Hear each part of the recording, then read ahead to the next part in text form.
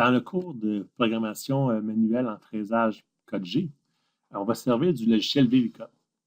VLCode, c'est un logiciel de simulation qui va permettre d'exécuter votre programmation puis détecter les erreurs, les collisions, puis même simuler les vitesses de coupe et tout ça. C'est un logiciel qui est pratique parce que c'est pas mal plus agréable de faire une collision sur VLCode que de la faire sur la vraie machine. Si vous cliquez sur l'icône de VLCode sur votre bureau, vous allez avoir une fenêtre qui va ressembler à ça. Vous allez avoir un contrôleur quelconque, puis une machine. Le contrôleur, c'est la partie ordinateur de la machine. Puis on a plusieurs types de contrôleurs. Voyez-vous, il y a comme une multitude de contrôleurs qu'on peut choisir. Même chose pour la machine. La machine, il y a plusieurs types de machines, des compagnies différentes, avec des longueurs de course différentes, avec des caractéristiques différentes. VLCode qui est fait pour plusieurs types de machines. Puis idéalement, c'est d'adapter VLCode à nos machines pour être certain que s'il n'y a pas d'erreur sur VLCode, c'est qu'il n'y aura pas d'erreur non plus sur la machine. Donc, si ça fonctionne sur VLCode, ça devrait fonctionner 100% sur la machine. Si évidemment les compensations d'outils sont bien entrées dans le contrôleur, si les mesures d'outils sont bien faites. Donc, le but, c'est d'avoir une interface VLCode qui est adaptée à nous. C'est pour ça que sur la voûte, vous allez avoir un fichier de base qu'on appelle, puis on va aller le voir tout de suite. Fait qu'on peut fermer lui. En fait, ce qu'il faut faire, c'est qu'il ne faut pas commencer par... il ne faut pas cliquer sur l'icône du bureau, mais il faut aller cliquer plutôt sur l'icône VC Project qui est dans le fichier de base. Le VC Project, c'est l'extension qui va permettre d'ouvrir VLCode. Donc, si vous cliquez dessus, VLCode va ouvrir avec les configurations de base. Voyez-vous, le contrôleur, c'est TGM Fanuc, machine TGM Lagoon, avec des dispositions d'écran qui sont convenables pour notre cours. Si on passe vite l'arbre de projet, quand vous voyez, projet, c'est le fichier de base, c'est le nom que vous allez donner, c'est le nom du fichier que vous avez ouvert, mais vous allez donner votre propre nom quand vous allez faire vos propres projets. Un posage, c'est comme une phase dans un contrat de phase. C'est comme une prise en étau. Par exemple, si on veut on veut usiner un côté d'une pièce, ça c'est le posage 1. Si on veut virer la pièce de côté, puis faire un 180 degrés, puis la reprendre dans une autre prise en étau, puis usiner l'autre côté, par exemple, là, ça prend un posage numéro 2. Donc, on peut rajouter des posages tant qu'on veut, c'est des prises en étau différentes. Le contrôleur, c'est ce qu'on vient de parler, c'est TGM Fanuc, c'est ce que nous, on a à notre école. La machine, c'est la même chose. J'ai aussi dessiné les taux. Ça, c'est la base, c'est le mort fixe, ça ne bouge pas. L'autre, c'est le mort mobile qui est ici. Aussi, j'ai dessiné un brut. On va regarder comment jouer avec ça dans 2 secondes. On a le brut aussi. Le brut, j'ai dessiné un brut de 1 par 1 par 1. Là, on est en pouces. C'est lui qu'il faut changer. Fait que, par exemple, si vous voulez faire un projet, on peut le faire tout de suite. Ça va être plus facile de voir un projet en direct. Par exemple, si, mettons, on veut usiner cette pièce-là. Fait que c'est une pièce qui a, par exemple, 3 pouces par 3 pouces et 25 par 900 de haut.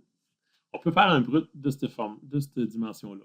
On va mettre 50 millièmes de plus de surépaisseur pour être capable de l'usiner.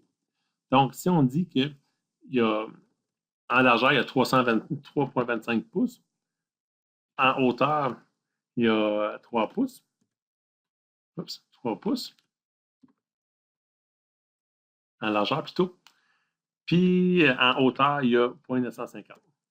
Ça va être le brut qu'on va utiliser pour faire notre pièce. Puis pour ça, j'ai cliqué sur le modèle ici. On aurait pu cliquer sur la pièce directement pour le voir apparaître. Voyez-vous, comme si je clique ici, tout ce qu'on fait comme translation ou tournage ou tout ça, c'est le rapport à ça. Si on veut travailler sur le brut, on clique sur le brut ici. Puis là, on a plein d'options qui nous permettent de jouer, soit avec les dimensions ou peu importe.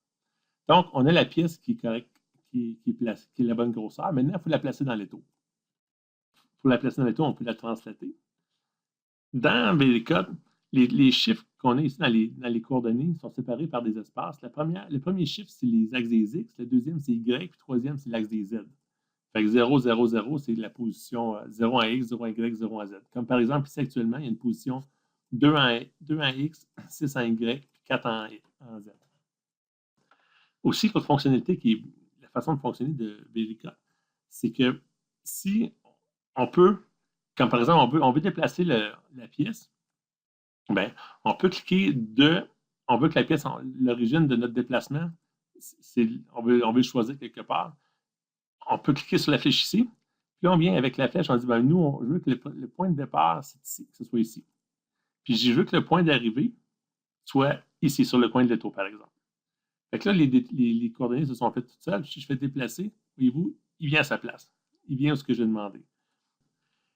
Puis, ce qu'on peut faire aussi, on peut l'écrire les coordonnées directement si je les avais su, mais aussi on peut les déplacer de façon incrémentale. Comme par exemple, là, la pièce est déjà pas mal à sa bonne place, mais on veut la descendre un petit peu dans l'étau, puis on veut peut-être la centrer aussi dans l'étau. Fait qu'on peut dire qu'on la veut à la position 0, 0, 0. Fait que ça, c'est la position qu'on détermine de base. On dit, bon, mais cette position-là, c'est la position 0, 0. On le détermine comme on veut. C'est plus facile à calculer. On dit, par exemple, après, je veux que, par exemple, tu tasses en X de 1 pouce. Oups, de 1. Puis, je ne veux pas que tu te déplaces ni en Y ni en Z. Fait que si je clique sur déplacer, il va se déplacer d'1 pouce. Tout, voyez-vous, comme ça. Je peux le faire une deuxième fois. Il va se déplacer encore d'1 pouce. Je peux rajouter le déplacement. Fait que ça, c'est la première partie. Puis là, je dis, bon, mais là, ça, c'est beau comme ça, mais j'aimerais ça qu'elle descende un petit peu dans l'étau. Fait que là, il faut descendre en Z. On dit en X, on ne veut pas qu'elle se déplace. En Y non plus. En Z, on peut la descendre de, par exemple, 1/4 de pouce. Puis on dit déplacer. Et elle descend dans l'étau. Voyez-vous, elle est descendue comme ça dans l'étau. Ça, elle est placée comme il faut. Par contre, l'étau n'est peut-être pas à la bonne place. Le mort fixe, c'est sûr qu'il est toujours correct. Mais ce qu'on a fait pour le brut, on peut le faire aussi pour le mort mobile. Donc, par exemple, on prend le mort mobile, on clique dessus pour l'activer. On dit le 0, on veut que notre 0 soit ici. Puis on dit, on peut le fermer. On peut dire, va-t'en dans le coin là, on veut le fermer. On le déplace tout. Puis là, c'est sûr qu'on est trop serré notre pièce. Mais là, on sait que notre pièce, elle a 3 pouces comme ça. Fait que là, on peut dire, bien ça devient 0. Puis au lieu d'écrire 0, espace 0, espace 0, quand c'est tout des 0, on peut juste marquer 0, Enter, puis il complète par des 0. Fait que là, on dit, bon, mais là, on veut pas qu'elle déplace en X. On veut pas qu'elle déplace en... On veut qu'elle déplace en Y. Voyez-vous, l'axe des Y est ici. On veut qu'elle se déplace de moins 3 pouces, puis en Z, on ne veut pas qu'elle se déplace. On peut déplacer. Voyez-vous, là, l'étau est arrivé comme il faut. C'est quand même important de placer l'étau comme il faut. On pourrait juste l'effacer, les étaux, mais c'est qu'en mettant les étaux, on peut voir s'il y a des risques, s'il y a des collisions qui vont arriver avec les outils. Fait que c'est facile à faire, puis ça vaut la peine de le faire. Fait que ça, c'est pour les déplacements de la pièce.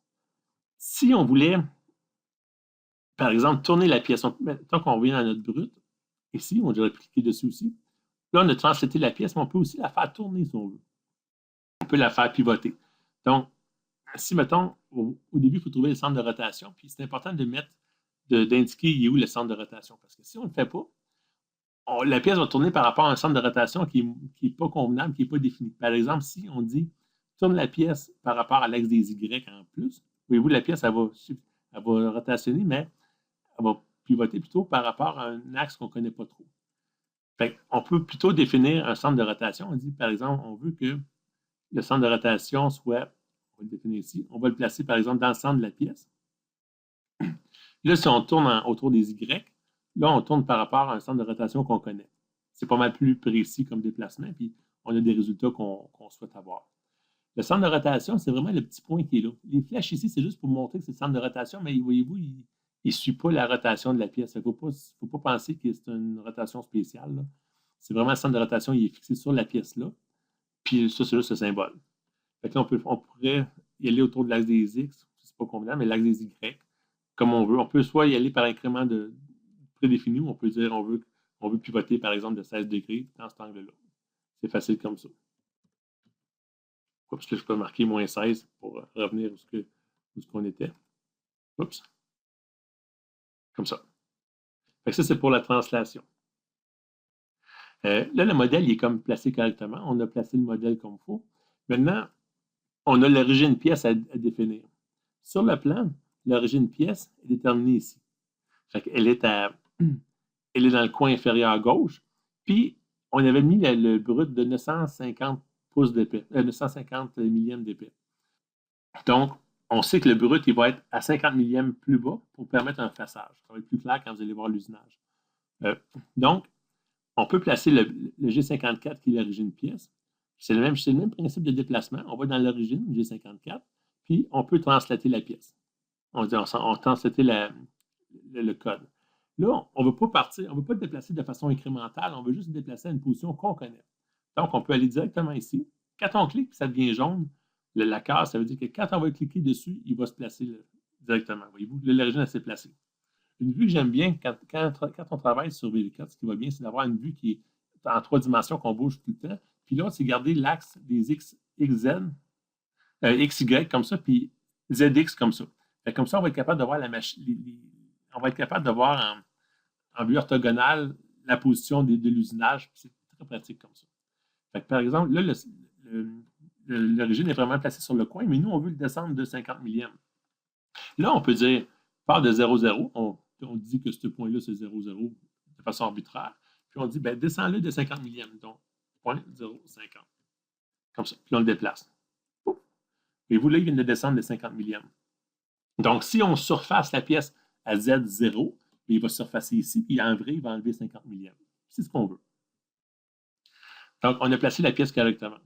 Maintenant, le setup est fait comme il faut. Là, les autres onglets qu'on peut, les autres caractéristiques qu'il faut déterminer, c'est les outils. Si on clique sur Outils standard, encore là, si on double-clique dessus, vous allez voir les outils qui viennent avec le fichier de base. Les outils qui sont là, c'est les outils c'est les outils qui sont normalement sur la fraiseuse.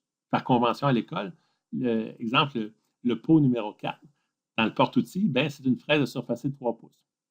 Le pot numéro 5, c'est une fraise en bout, un quart de pouce, 4 lèvres, et ainsi de suite jusqu'à 12. Le reste, c'est des outils qui ont été insérés dans VLK, puis on peut insérer tous les outils qu'on veut, puis vous allez apprendre dans une autre vidéo comment le faire. Les pots 2 et 3, c'est des mandrins Jacob dans lesquels on peut mettre toutes les forêts qu'on veut. Fait que ça, c'est les outils qui sont utilisés. Mais ce n'est pas les outils. C'est les outils qu'on a disponibles, exemple, dans notre coffre à outils. Mais ce n'est pas nécessairement l'emplacement sur la machine. Fait que si on ferme ça, pour savoir si on est sur la machine, on va aller dans le changement d'outils. On clique dessus ici. Puis c'est ici qu'on détermine à quelle position dans le chariot de la machine les outils sont placés. Comme par exemple, on peut dire dans le porte-outil numéro 2, on veut mettre l'outil, exemple, 203. Donc, quand dans le programme, on va appeler l'outil T02, bien, il va aller chercher l'outil 203 qui va se trouver être un forêt quelconque. On peut aller le voir, là. On aurait chargé l'outil une fraise en bout, une demi, 2 lèvres. Fait que c'est la façon qu'on fonctionne. On s'assure d'avoir les outils qu'on a besoin dans le coffre à outils. Après ça, on peut les placer directement dans chacun des pots du programme. Fait qu'il faut faire ça comme ça aussi. Puis aussi, dans les outils standards, par exemple, si on va utiliser une fraise en bout, une demi tantôt, bien, là, on va le voir plus tard comment formuler les outils et tout. Mais ce qui est important aussi de mettre, c'est les compensations d'outils. On va voir tantôt qu'il va y avoir une compensation d'outils D27, D28. C'est dans ce menu-là ici qu'on va dire c'est quoi les valeurs des compensations d'outils. Bon, en gros, c'est ça. Comme je disais ici, ah oui, pour jouer avec ça ici, c'est un petit peu. Il faut s'habituer parce que c'est contre-intuitif, parce que c'est pas comme SolidWorks ou Solid Edge. Pour bouger comme ça, il faut venir enfoncer les pitons de gauche de la souris. Puis on peut pivoter comme ça. Pour zoomer, pour faire un pan, plutôt, c'est le piton de droite qu'on tient enfoncé qu'on peut bouger comme ça. Pour zoomer, pour s'éloigner de la pièce, il faut rouler par en avant, le piton de souris. Puis si on roule par l'arrière, on se rapproche de la pièce. Des fois, le pan, il ne fonctionnera pas. Si, mettons, vous étiez dans une autre fenêtre, puis là, vous allez arriver ici, puis vous voulez faire un pan, des fois, ça ne marche pas. Vous allez être comme buté à un menu contextuel. Il faut simplement cliquer avec le piton de gauche à côté, puis là, le pan il va se mettre à fonctionner. Il faut juste s'habituer, mais ça va quand même assez vite. Si vous voulez vraiment déterminer une vue de face ou de dessus, vous pouvez toujours choisir sur l'icône ici les vues que vous souhaitez avoir. Et on peut, là, il y a une machine de vue sur elle, fait qu'on ne voit pas super bien. Fait qu'on peut le mettre comme ça, puis on peut zoomer pour avoir ce qu'on veut. La machine, des fois, c'est sûr qu'elle ne ressemble pas physiquement nécessairement à la machine qu'on a, mais elle a les mêmes caractéristiques en termes de déplacement de table et tout ça. Pourquoi qu'on met la machine? C'est que quand on fait la simulation, s'il n'y a pas de machine, je me reprends. Ça, c'est la vitesse de simulation. Si, mettons, vous voulez faire rouler votre programme super vite, bien, vous avez le choix de jouer avec la vitesse ici. Mais s'il n'y a pas de machine de fait de peu importe la vitesse que vous mettez, la simulation va être très vite. Mais si on met une vue avec une machine, là, ça va bien fonctionner. On va le voir tantôt. Si vous voulez rajouter des vues ou enlever des vues, vous pouvez toujours cliquer sur le bouton de droite. Vous pouvez ajouter des vues. Puis là, c'est là où vous pouvez mettre juste la pièce, rajouter la machine, comme ici. Voyez-vous, ça c'est une pièce. Mettons qu'on enlève la machine. On veut juste mettre la pièce. Ça va être cette pièce-là ici. Puis nous, on veut mettre la machine avec. Donc, machine puis la pièce usinée. Oh! C'est pas ça que je voulais faire. Ça va être une bonne pratique. Bon. Acheter une vue de pièce. Acheter une vue de pièce. Ça, c'est type de vue pièce et machine. Ça va être type de vue pièce seulement. Puis là, on peut dire l'orientation XY, comme ça. Puis lui, ça va être l'orientation XZ, comme ça. Fait que là, on a les deux vues comme ça. Vous allez voir, quand vous allez travailler pour débugger votre programme, c'est fun d'avoir ces vues-là comme ça. Une chose que je ne dirais jamais assez, c'est que BabyCode peut rouler un programme qui a plein d'erreurs, puis on va penser que la pièce est bonne, sauf que BabyCode va générer des messages ici, des messages d'erreur. Fait que c'est vraiment, vraiment, vraiment important de s'assurer qu'il n'y ait pas de message d'erreur ici. Parce que s'il y a des messages d'erreur ici, c'est évident qu'il va y avoir des messages d'erreur sur la vraie machine ou ça va occasionner des collisions, des bris majeurs. Donc, c'est vraiment important de pas juste regarder la pièce, qu'est-ce qu'elle a l'air, mais de s'assurer qu'il n'y a pas d'erreur ici. Maintenant, on peut archiver un programme. Pour BabyCode, pour que le fond, mettons que vous faites un programme, puis vous ajoutez les outils, la hauteur du G54, puis tout ça. Puis vous voulez sauvegarder pour continuer plus tard ou pour me l'envoyer pour correction, peu importe. Il faut enregistrer le projet archivé. Quand on l'enregistre de façon archivée, comme ça, bien, il va enregistrer pas juste le projet, mais il va enregistrer toute la liste d'outils que vous allez avoir modifiés, les compensations, les caractéristiques de machine, puis tout ça. Puis, quand vous allez le faire, ça va vous donner tous ces fichiers-là. Les 13 fichiers qui sont là, c'est les fichiers que vous devez fournir pour être capable de reprendre la session où vous l'avez laissé. Puis quand vous allez le faire, vous pouvez l'enregistrer sous forme de dossier ou sous forme de fichier zip. Fait que si par exemple, on peut dire on enregistre sous forme de fichier zip, on clique sur l'icône-là pour l'enregistrer. On peut donner mettons, on va l'appeler démo YouTube, mettons. Démo YouTube. Tout. Si on l'enregistre, puis on va le voir, démo YouTube est ici. Fait que là, si on l'enregistre, ben, c'est pas vrai. Mettons qu'on sort du fichier. Mettons qu'on va sortir d'ici pour être sûr. On ignore les changements parce que je l'ai enregistré déjà dans démo YouTube. Si, mettons, on est ici, puis j'entre dans le fichier zip, puis j'essaie d'ouvrir VC Project. Lui, il va ouvrir. Ça, c'est notre nouveau fichier. Par contre, VC Project, pour fonctionner, il y a besoin de savoir c'est quel contrôleur qu'on a, c'est quelle machine qu'on a, c'est quoi la liste d'outils qu'on a. Il a besoin de tout savoir ça. Mais il n'est pas capable d'aller le chercher à l'intérieur d'un zip. Il n'est pas capable de franchir la barrière d'un zip. Donc, si je l'ouvre comme ça, il va ouvrir le projet. Il va me poser des questions. Je vais dire, bon, mais là, je ne trouve pas la liste d'outils. On fait quoi? Mettons, tu l'annules. Je ne trouve pas les fichiers. Il manque tel fichier.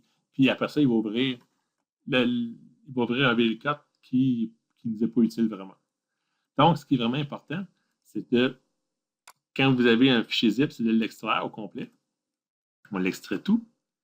Puis là, il n'est plus zippé, il n'est plus compressé. On peut ouvrir le fichier project. Puis là, il nous posera plus de questions, puis il va ouvrir tout ce qu'on a besoin. C'est là qu'on était rendu.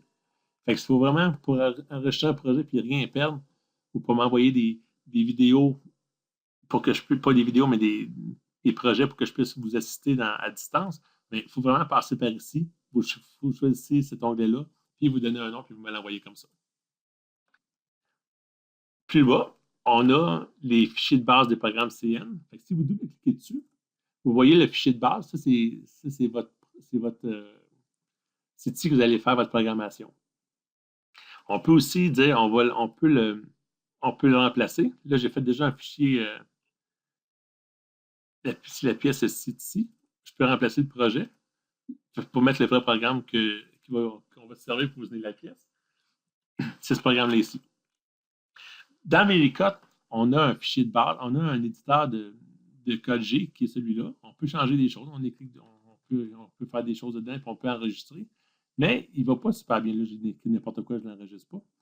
Mais ce qui va bien, puis ce que vous êtes habitué à travailler aussi, je pense, c'est Simco.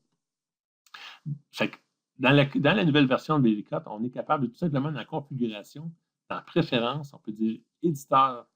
On vient choisir ici le fichier, le logiciel de simulation qu'on veut, ou d'éditeur.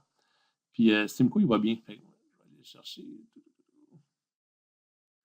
C'est le programme file. C'est pas long, Simco. Donc, un coup que ça s'est fait, quand vous cliquez sur ça ici, au lieu d'avoir, vous avez le logiciel Simco qu'on est plus habitué de travailler puis il est plus convivial. Fait que là, on peut éditer à partir de Simco directement.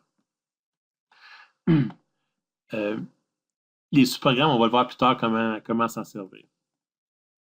Ici, le bouton, c'est rase. Ça, c'est remise à zéro. Ça, il faut le faire tout le temps, en fait. À chaque fois que vous faites de quoi que c'est censé marcher puis ça ne fonctionne pas, c'est juste qu'il y a une remise à zéro qui aurait dû être faite qui n'a pas été faite. Mais prenez pas de chance quand vous commencez une simulation ou si vous faites chaque modification que vous faites avant de lancer la simulation, faites une remise à zéro, ça évite beaucoup de problèmes. Ça, c'est pour la démarche pas à pas du programme. Puis ça, c'est pour le faire marcher en continu. Et voyez-vous, si je clique dessus ici, là, il va faire la simulation. On voit qu'il coupe en 3D. La vue de dessus, la vue en élévation. Puis on peut voir qu'est-ce qui se passe.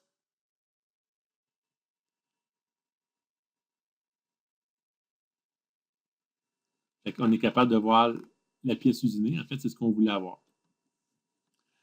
Si on veut recommencer, on pèse sur RAS, remise à zéro, puis on peut recommencer. Dans la partie info, on peut aller dans le programme CN. Ça, c'est le programme qui est ici, le programme d'usinage. Si on fait une remise à zéro, on peut y aller pas à pas. Puis on va voir chaque étape d'usinage. La flèche verte indique la ligne qui a déjà été faite. Voyez-vous, si on est ici, il a changé l'outil, il fait une pause, il part la broche, puis là, il se déplace jusqu'au point 2. Fait que ça, c'est déjà fait. Puis après ça, il va se tasser. La prochaine étape, c'est de se descendre à Y moins 0.5. Puis il descend comme ça, et ainsi de suite. Fait que là, on peut le voir aller comme ça. Voyez-vous, c'est ici qu'on peut augmenter la vitesse si on veut. Vu qu'on sait que ça fonctionne, c'est comme ça. Si jamais, dans un programme qui est plus long, puis vous voulez mettre un arrêt, on peut dire, en cliquant tout simplement avec le piton de gauche dans la marge, on peut insérer des arrêts. Fait que lui, le VL4 va rouler rapidement, puis il va arrêter aux arrêts. Fait que si on fait une remise à zéro, puis on y va rapidement, on peut essayer d'aller vite, il va arrêter là. On peut refaire pas à pas, on peut continuer rapidement, puis il va arrêter au prochain. C'est une façon d'aller rapidement. Puis on clique dessus simplement pour les enlever.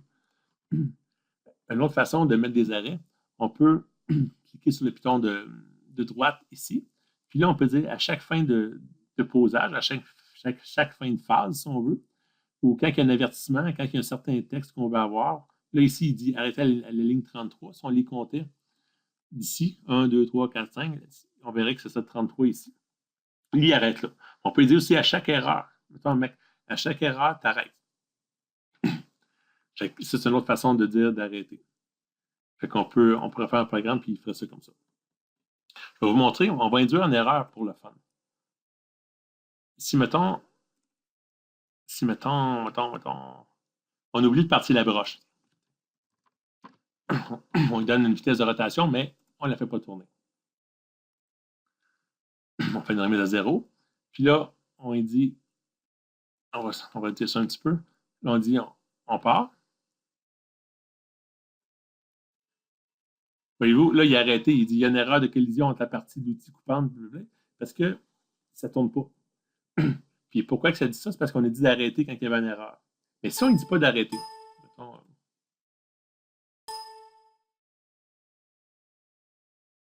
puis vous, je n'étais pas capable de l'enlever, j'ai fait un RAS, puis j'étais capable. Et mettons qu'on dit, on ne dit pas d'arrêter s'il y a une erreur. Lui, la broche ne tourne pas, là, la fraiseuse ne tourne pas, puis il fait n'importe quoi. Il brise la pièce, il y aurait une collision majeure. Mais si quelqu'un trouve ça beau, la couleur rouge, puis bon, regarde, ma pièce est finie, puis elle est belle, ben oui, elle est belle ma pièce, mais il ne se fie pas à ça. Mais sur la fraiseuse, c'est évident que ça fait des collisions, puis c'est pas souhaitable. Donc, c'est vraiment, vraiment important de lire ça ici. C'est ça. Fait que là, puis c'est ça. Fait que là, s'il dit on a une erreur, bien, on peut cliquer dessus. Si on double-clique dessus, il va nous ouvrir le programme puis il va nous dire c'est où l'erreur. Voici, pouf, l'erreur s'est passée ici. Là, c'est parce qu'on a avancé en avance contrôlée avec un feed de 100, mais on est censé tourner. C'est pour ça, là, en mettant une vitesse de rotation, en permettant à la broche de tourner, on éviterait cette erreur-là. Donc, on peut aller simplement ouvrir ça, puis y mettre les vitesses de rotation. M03, on sauvegarde. Ah, c'est l'autre chose. Voyez-vous, il dit qu'il ne peut pas le faire parce que c'est comme si VLCOT et Simco essaient de jouer avec le même programme. Je ne peux pas éditer le programme 5000 parce qu'il est ouvert dans VLCOT. Fait que la façon de s'en sortir, c'est de faire un RAS. Toujours faire un RAS. Fait que on est ici, on fait un RAS, une remise à 0. Puis là, on est capable de faire la modification. On tourne ici. M03. On peut sauvegarder sans problème. C'est sauvegardé, on fait comme ça. Fait que là, on est capable de faire un RAS toujours, puis on fait la simulation. Mais vous, la vitesse, elle augmente selon ce qu'on fait ici. Juste pour vous prouver ce que je disais tantôt, si, mettons, on fait juste la vue pièce. Ah, c'est pas ça que je voulais faire, Caroline. C'est pas idéal, hein? Bon.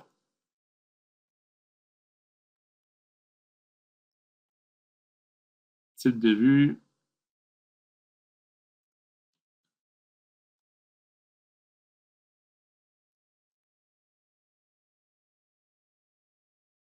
On ajoute une vue. On ajoute une vue.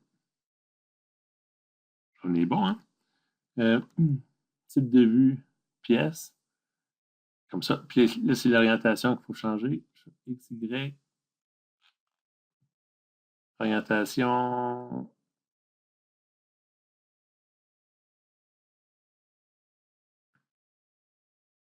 Exit comme ça. Puis vous, c'est le fun de voir la hauteur des outils.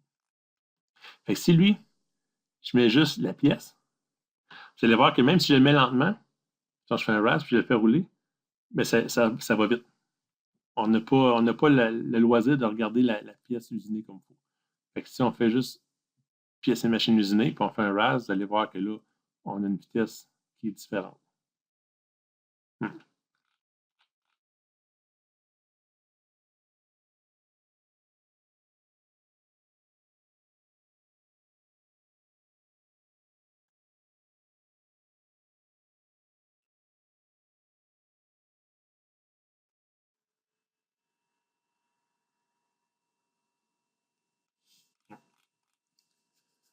Comme ça. Dernière chose, c'est qu'on est capable aussi rapidement de mesurer les pièces. Voyez-vous, comme si on regarde sur notre dessin, on était censé avoir une rainure de 700 millièmes.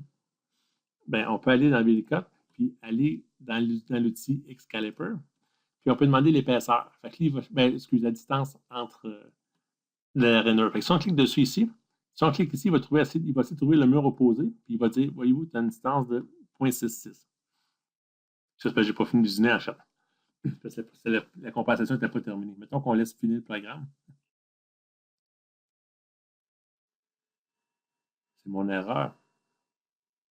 C'est le fun de pouvoir les erreurs. Voyez-vous, si mettons on demande l'épaisseur ici, si on clique ici, voyez-vous, il marque 0.700. Fait que là, il cherche une distance, il cherche une surface opposée, un plan opposé. Si on voulait l'épaisseur, exemple du bloc ici, lui, en cliquant là, il cherche la partie opposée pour trouver l'épaisseur, qui est de 900. Ça correspond à notre plan, à 900 ici. Donc, c'est pas mal ça pour l'introduction. Il y a plusieurs petits points à apprendre, dont les posages, les percements, les avances contrôlées, les compensations, tout ça. Ça va faire objet de vidéos qui vont être pas mal plus courts pour les prochains. en espérant que ça l'a aidé.